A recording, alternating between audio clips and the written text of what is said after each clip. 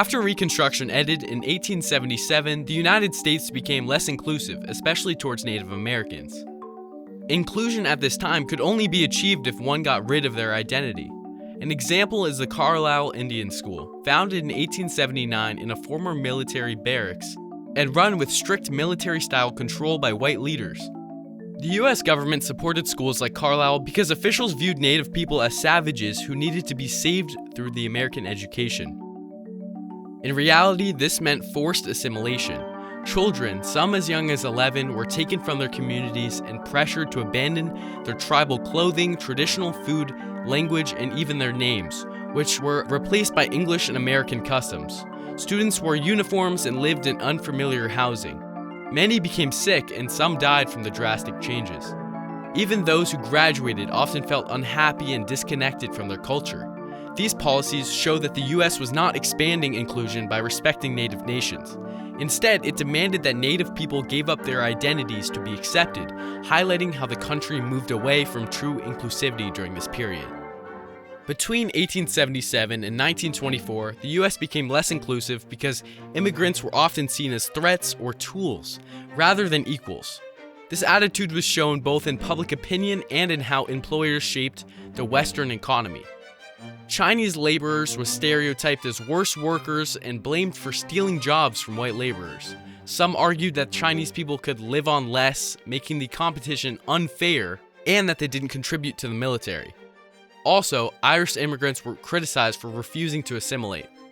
The economic side is highlighted more clearly as historian Ronald Takiki explains how planters in Hawaii turned to Chinese labor partly due to the lack of Hawaiian workers and a desire for workers who could be more easily controlled. He describes planters treating laborers as commodities, essentially ordering people as they would materials. Takiki also describes a deliberate divide and control strategy where different nationalities were mixed to encourage rivalry and insults between groups. This tactic prevented workers from uniting, striking, or forming strong unions, minimizing the, quote, danger of collusion. This strategy later appeared in California, where employers used Chinese and then Japanese labor to keep costs low and weaken white workers' uprisings. Overall, this illustrates that inclusion was conditional. Immigrants were welcomed when they boosted profits, but divided when they wanted fairness. This meant the US was gaining power while becoming less inclusive in its treatment of non-white and non-assimilating groups. Voting rights also reflect how the US became less inclusive after Reconstruction. Southern states established systems that seemed official and neutral, but they were just designed to stop black citizens from voting. In North Carolina, voter registration didn't just involve signing up once. People had to prove that they were registered and show specific paperwork such as voter registration cards. Many also required a poll tax receipt to prove they had paid before voting. That may not sound too bad, but it effectively turned voting into something that had to be purchased and documented, mostly affecting poorer citizens, which were mainly marginalized groups like black people.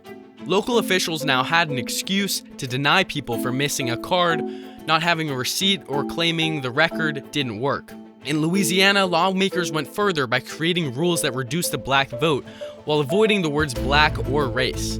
They used literacy tests and complicated registration requirements. Also, grandfather clauses protected many white voters while excluding many black voters whose ancestors had been enslaved or could not have voted earlier.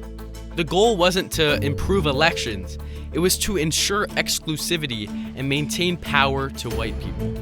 Requiring specific proof like ID seems reasonable, but in practice it actually creates a lot of barriers, particularly when biased officials enforce these rules.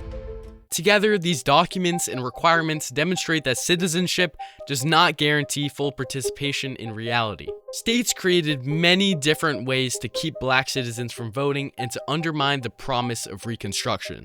Overall, after 1877, the US did not become more welcoming or democratic.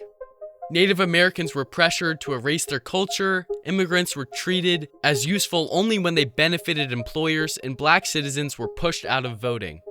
For a country that talks about freedom and citizenship, this is not shown, as real participation was limited to certain groups, which shows that the US indeed became less inclusive during this period.